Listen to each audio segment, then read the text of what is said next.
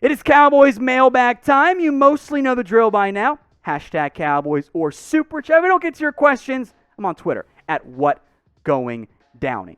So again, we'll dive into some Super Chats here. As always lead the way. Andres Gonzalez.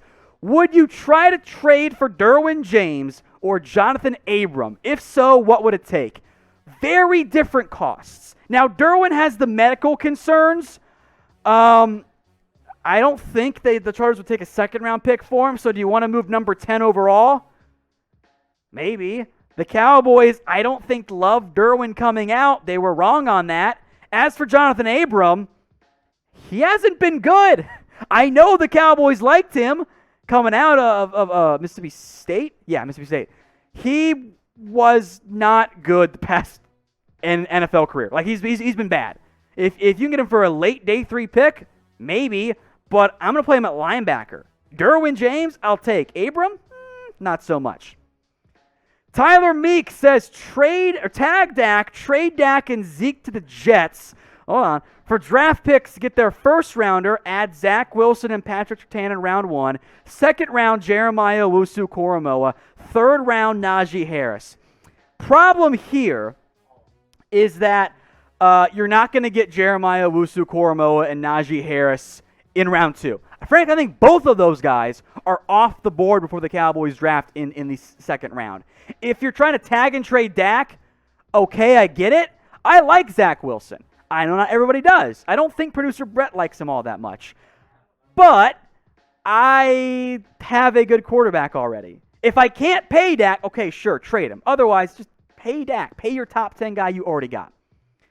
From 2X Danny, X2, I thought I got that right. I'm so stupid. We probably don't have enough cap, but imagine our defensive line with Von Miller, J.J. Watt, and DeMarcus Lawrence. We would be dangerous. That's some Madden moves right there. You're right. That is a dynamite defensive line. Von Miller, I think that was on passing downs. Von Miller on the outside, J.J. Watt on the interior, Tank on the other end, and doesn't matter who your third defensive tackle is. Like, you're going to be set there. You can even run that 3-2-6 look where it's just those 3 guys pass rushing, and you can blitz Jalen. Sounds super fun. But again, yeah, you're probably right. It's not going to happen. All right, from Maurice Manning, as we stick with our defensive line theme here, should Dallas go sign Kawann short since he just got cut? I don't like this idea. And it's not anything to do with, like, short as a player. It's that over the past 2 years, Kawann Short has played 5 games. And this would end up being another lottery ticket on the defensive line. If he's fully healthy and recaptures his old form, even though the decline had set in, it's another lottery pick. This is borderline scouting the helmet, but I don't want any more injured Panthers defensive linemen. I did that with Dontari Poe, I did it with Gerald McCoy, and I don't want to do it with Kawann Short as well. Like, again, if it's a 1-year deal for no guaranteed money, I'm always in. That is always my butt. However, I don't want to invest money in a guy that hasn't stayed healthy over the past 2 years. I need a sure thing on the defensive line. Unfortunately, Kawann Short has been anything but the past 2 years. However, this is a show for you guys, by you guys. So get your votes in here. Do you want to sign Kawann Short? It is Y for yes, N for no. This will be the pinned comment on today's video. So if you get the ad break here on YouTube, scroll on down and get your votes in. From my alleged burner account, how do you see the Dak Contract Saga ending? God. I have consistently compared the Dak contract stuff to the Dak Wars. I've called it the Dak Wars because I'm a Star Wars nerd. And I was hoping it was going to end good, but I'm terrified it's going to end like episode 9, and it's a shit show. And it doesn't make any sense. There's bad decision-making involved, and no one ends up happy at all. I am concerned this ends up going, it's a franchise tag again this year, and Dak nopes out of here and says, you guys don't love me. I'm going to go somewhere where I'm more appreciated and get more money as well. I hope what ends up happening is that you pay Dak before the franchise tag deadline even starts. Somehow, I doubt that. From Say What, Barstool Parlay, if the Cowboys move on from Dak in the draft, who do you want in realistic trade packages to get him? Here's my problem with, if you lose Dak for whatever reason, I think a lot of what you would get in a trade could go to moving up and adding a player in the draft. So let's say you get a first plus, or you get like the 20th pick or whatever from the Colts, for example, or from the Bears or whoever. You package that 20th overall pick with 10. You go get a Justin Fields, a Trey Lance, a Zach Wilson. Those are the three guys I like. In all honesty, this would be my path. If I were the Cowboys and I lost Dak Prescott for whatever reason, I would bring back like an Andy Dalton to be my veteran stopgap. I would hope somebody fell to me at number 10 overall. And if not, I would suck for 2 years.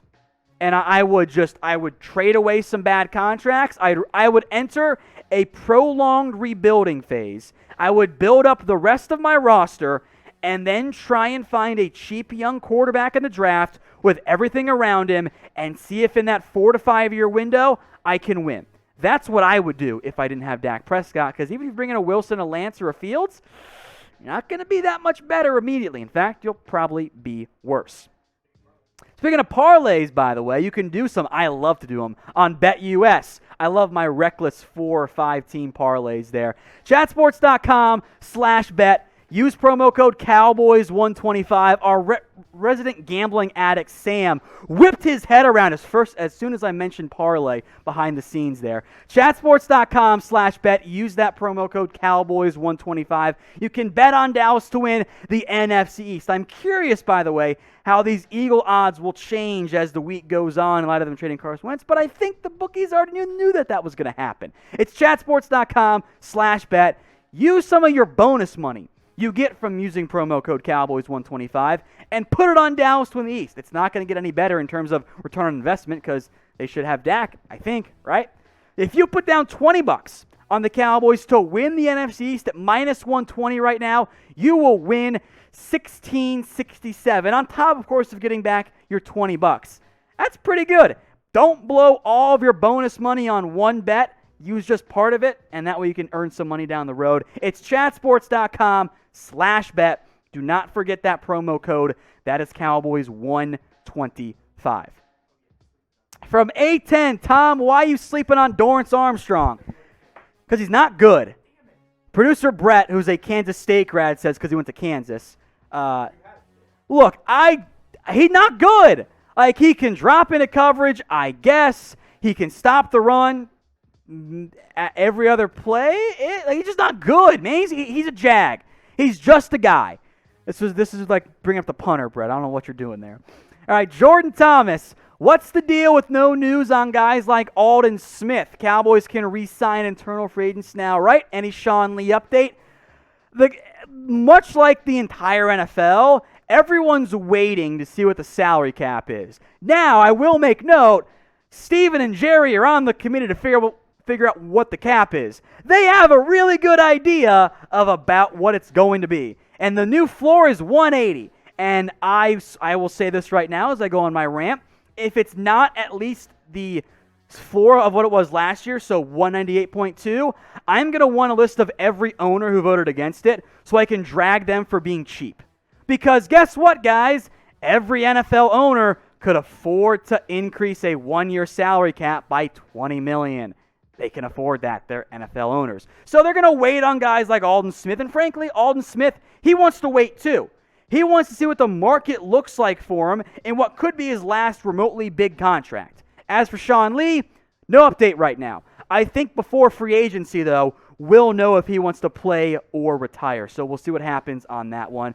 In the end, just patience on that front between Aldon Smith and the rest of those Cowboys free agents. We will keep you updated on everything about the Cowboys free agency this offseason at youtube.com/Cowboys TV as producer Brett has fun pushing buttons here. Whether it's signing somebody, losing somebody, trades, draft stuff, everything this offseason will be covered on the Dallas Cowboys Report. So if you want to know what's going on, all you got to do is hit that big red button and subscribe today. From Tristan Brown, who should the Cowboys target in the draft as a backup quarterback? Dalton ain't it. Gucci DiNucci ain't it. Gilbert isn't guaranteed to stay. I'm pretty sure Gilbert's a restricted free agent, so you actually could bring him back pretty easily at a very cheap cost. I like that idea. Look, I'm not touching somebody until like round 5 probably, so if you're looking for someone who can help you more in the short term, I don't mind someone like an Ian Book. If you're looking for someone to develop and try and groom and has higher upside, a Jamie Newman or a Kellen Mond could make some sense. I might prefer the Ian Book because I just want a backup, not a long-term starter. From my burner account, do you see Connor Williams getting extended? I actually don't think he will, and frankly, I don't think I would either. And as you guys all know, I believe in Connor Williams. Some of you have called me a Connor Williams stan and or truther. It's fine. I'm right. Here's the thing, though. Connor Williams' value comes from being around a average to maybe a bit above average starting caliber guard on a very cheap contract. Do you want to pay the market rate for a starting-ish caliber guard? I kind of don't when I'm paying my right guard big money and I'm paying my left tackle and right tackle big money. That's not the path I would go. Plus, I have Connor McGovern, who I thought played a little bit worse than Sewell, but pretty close to it, who's also cheap. So I don't think he will, and frankly, I wouldn't extend him either unless something drastically changes this upcoming season. Who is your current favorite player? Now, it's not Connor Williams for me. Good try, producer Brett. I suppose it's Dak Prescott. Get your votes in here. Current players only, meaning you guys can't throw in a Deion Sanders or an Emmitt Smith or a Tony Romo. Not accepted here, as I'm sure I'll get only those players now. Who is your favorite player currently on the Cowboys? I'll include like pending free agents like Dak, but get your votes in for me in the comments section. Food review. Do I bet my entire life savings on Dak winning comeback player of the year? I'd probably save at least $1 for the principle of it, but otherwise, yeah. Like, come on. We know that comeback player of the year is a narrative-based award. Cowboys quarterback come back from a nasty ankle injury? Hell yeah, he's going to win it.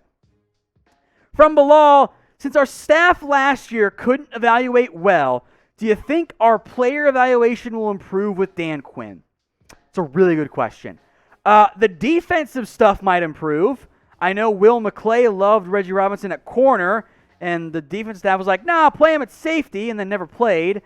And, I hope so. My point, I think my point for Dan Quinn's side of it here is that I think he evaluated well in the draft. Like, he found Deion Jones in round 2, for example.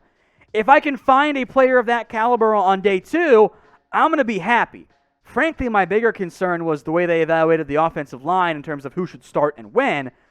But my hope is that, yes, on defense, the philosophy of evaluation will be better than with Dan Quinn, because they were wrong on Darian Thompson over Donovan Wilson for weeks. That has to be better in 2021.